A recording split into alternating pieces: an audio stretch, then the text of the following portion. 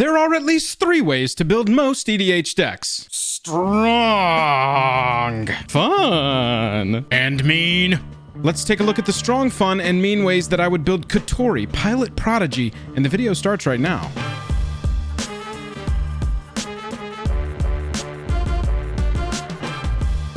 Highest level of gratitude to our patrons who power the channel through Patreon. Check out the Patreon link in the description to learn about monthly giveaways, VIP Discord access, and even our official playmat. Hello and welcome to the day. Thank you for spending your time with us. Welcome back to another episode of Jake and Joel Are Magic. I am Joel.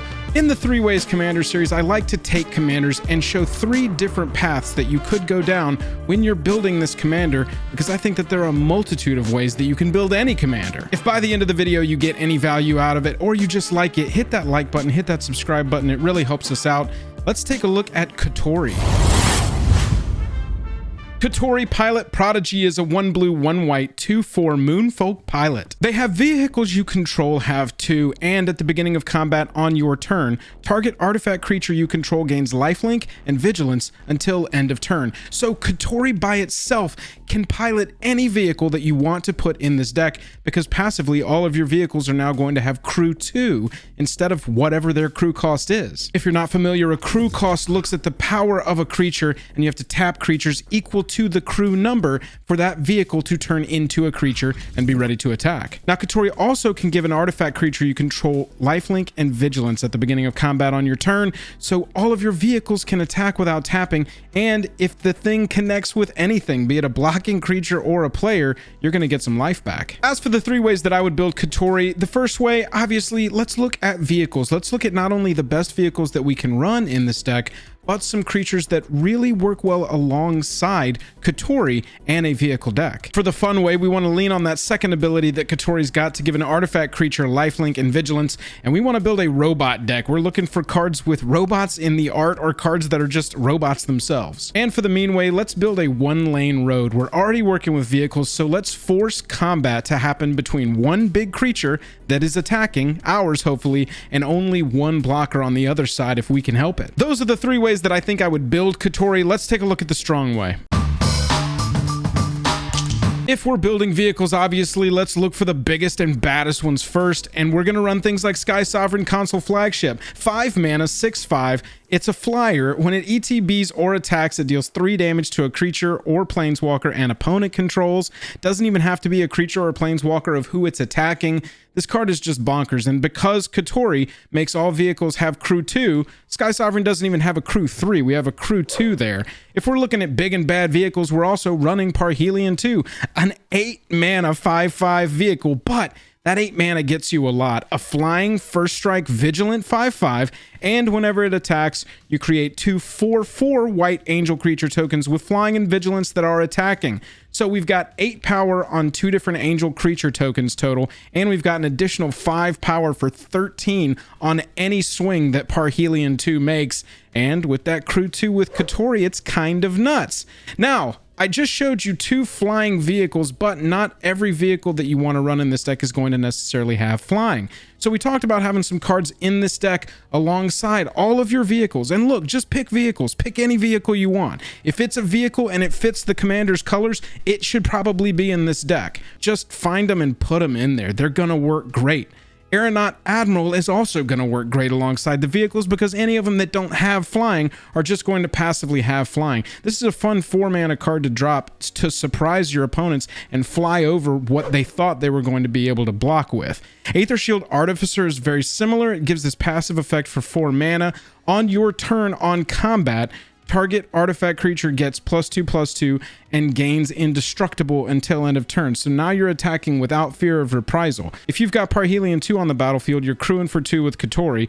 Aethershield Artificer triggers at the beginning of your combat. Now Parhelion's a 7/7 with indestructible, and it's making 4/4 angels. That game is pretty much done. It's not going any longer. You're probably going to win the game. Aethershield Artificer can definitely keep your artifact creatures safe as they are attacking. Padim Console of Innovation is going to keep your hand safe as you're playing the game. At the beginning of your upkeep, if you control the artifact with the highest converted mana cost or tied for the highest converted mana cost, you get to draw an extra card on that turn, basically. And then just as a kicker, artifacts you control have hexproof. Padim definitely belongs in a deck like this.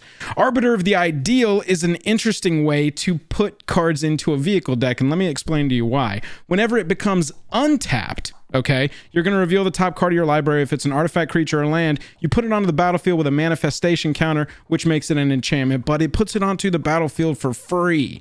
Now, with Crew, you are tapping the creatures, not attacking with them, just tapping them to make your vehicle's creatures so that they can attack. So Arbiter of the Ideal never has to enter into combat, is completely safe from combat damage, and every time it untaps on your turn because it tapped a crew vehicle, you're getting a free artifact, creature, or land card if that is what is on the top of your library. And honestly, in a Kotori deck, there's probably going to be a lot of artifacts, creatures, and lands.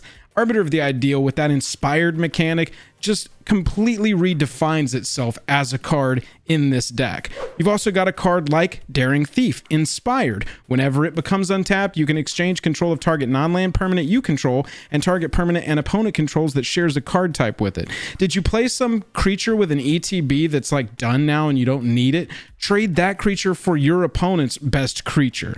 Daring Thief can snag a artifact from your opponent's side of the battlefield for one of your treasure tokens. This card is bonkers, especially in this deck. Normally this would be balanced because it would need to be attacking, or you'd need to find some like clever way of tapping it to pay for something or some other cost. Kotori and a vehicle deck, just let them get behind the wheel. Go driving, my friend. By the way, when you come back, take this treasure token and bring me their best artifact. I'd love that. I'd love it. Thank you. Love Daring Thief, definitely belongs in this deck. And I guess that's it. No other cards that I would suggest in a vehicle deck. Just gonna build my little Kotori deck without including a specific card that I know my channel partner will get very mad at me for not including. Okay, fine. We'll go over it. It's SRAM Senior Edificer. I don't think that there's ever been a single commander that has wanted SRAM Senior Edificer in the deck more. If you know of one, let me know down in the comments. But SRAM Senior Edificer and Kotori Pilot Prodigy, they work together. I promise. They go to the same places to eat lunch. Whenever you cast an aura, equipment, or vehicle spell, draw a card. If you pick up the Kotori Pilot Prodigy commander deck, make sure you get yourself a copy of SRAM because it needs to be in this deck. Hey, if you're watching this video, you probably like playing Commander. We run a Commander League with prizes through our Patreon. Go check out our Discord, jump in there, ask around, find out how you can become a member of the Commander League. Any level of our Patreon makes you eligible to play in the league and win some prizes. So go check out our Patreon and see if you like it. Go jump into our Discord. Regardless, we'll see you there. That's the strong foundation I would lay for this deck. Let's look at a fun way to pay it off and go with robots. I like all the synergies that you can get off of finding some of the good artifact creatures that are constructs. Foundry Inspector here. Artifact spells you cast cost 1 less to cast. Can we reduce the cost of Parhelion 2? Please. Get it onto the battlefield for even 1 cheaper, and you're in a great situation. It's exactly where you want to be. Joyous Familiar is very similar. Look for cards that are going to reduce the cost of historic spells, or trigger when you cast historic spells, because artifacts, legendaries, and sagas are historic. 1 less to cast with Joyous Familiar. Look for that keyword on cards as you build Kotori. Junk Diver. This is another keyword you're going to want to look for. Artifact card from your graveyard to your hand. There's a lot of these types of effects. I really like Junk Diver just because it can contribute to crewing vehicles. So Junk Diver, when it dies, is going to go get you one of your best artifacts out of your graveyard, is going to go to the graveyard in its place. Really what you want to be running. Look, what hasn't been said about Urza Lord High Artificer? This creature is incredibly powerful, incredibly expensive, but really does belong in a deck like this. Tapping an untapped artifact you control to add a blue, wildly powerful. 5 mana to exile the top card of your library after a shuffle and then getting to play it for free, wildly powerful. Lord High Artificer creates a construct that gets +1/+1 for each artifact you control, so it's already going to be growing off of basically all the synergies you're building into the deck in the first place, and it's going to be a creature that can crew for you. I can't understate how powerful this card is. I know it's going to be the top end of a lot of people's budgets, but if you can afford it, or if you have one, or if you can trade for one, I think that that's a great card for this deck. I also really like Torrential Gearhulk in here. A flashing 5/6 that ETBs and gets an instant back from your graveyard without paying its mana cost. You can just cast it right there. That's really powerful, and obviously it's a construct. I love robots in this version of the deck, so you should run it. And look at this. How are we not going to run the most powerful giant Mechazord looking creatures in the entire game in a Kotori deck? This is where they belong. We're trying to reduce their costs with cards like Jorah's Familiar. We're trying to cheat them out with cards like Urza, Lord High Artificer. Build the major constructs into the deck. Blightsteel Colossus, I would love. Be right at home in this deck. Metalwork Colossus, it's going to reduce itself where X is the converted mana cost of non-creature artifacts you control, and it comes back if you just sack 2 artifacts. Put the Mechazords in here. Darksteel Colossus, 11/11 for 11. Trample, indestructible. Casual indestructible. Darksteel Colossus just chilling. Look at him with the back posture. Just, what's up? How you doing? Put giant mechs in this deck. That is the bottom line. That's the fun way that I would build this. Let's look at the mean way and build a 1-lane road. Crawlspace is a 3-mana artifact that says no more than 2 creatures can attack you each combat. This is going to leave you free to attack. You're not going to have to worry about some super gone wide army coming and just trampling over your face. You can attack without fear of a huge amount of creatures coming back to you because no more than 2 creatures can attack you each combat. Where you can, try to find cards that are payoffs for this deck that are artifacts. If you're looking for cards in your strategy, whichever way you want to build this, look for artifacts as much as you can. That's why I included a card like Crawlspace. However, not all the best effects are going to be on artifacts, and so if we're building a 1-lane road, I would say running Ghostly Prison, which reduces people's ability to attack you based on how much mana they can pay you in tithe to attack you. Ghostly Prison, also backed up by Propaganda. Same effect on 2 different cards. Creatures can't attack you unless their controller's paying 2 for each creature they control that's attacking you. It doesn't sound like a lot, but this really adds up over time. And I've seen just a single copy of these on the battlefield protect me long enough for me to get my strategy rolling and keep our opponents from attacking us at all. Cards like Sphere of Safety, if you are looking at Ghostly Prison, Propaganda, you're starting to build some enchantment synergy in here as well. Creatures can't attack you or planeswalkers you control unless those controller pays X for each of those, where X is the number of enchantments you control. Just off the rip, 1. This is still pretty decent at 1, but if you even have a second or even a third enchantment on the battlefield, Sphere of Safety is really going to reduce the likelihood that your opponents can attack you with anything. So those are some enchantments. I know you want to be looking for artifact synergies, especially artifact creatures that pull off whatever you need in the deck. Kotori's going to give those lifelink and vigilance, when you go to attack. So you want to have those to lean on. But with these enchantments, you can really create yourself a pillow fort so that there's only one way in and one way out to your vehicular depot.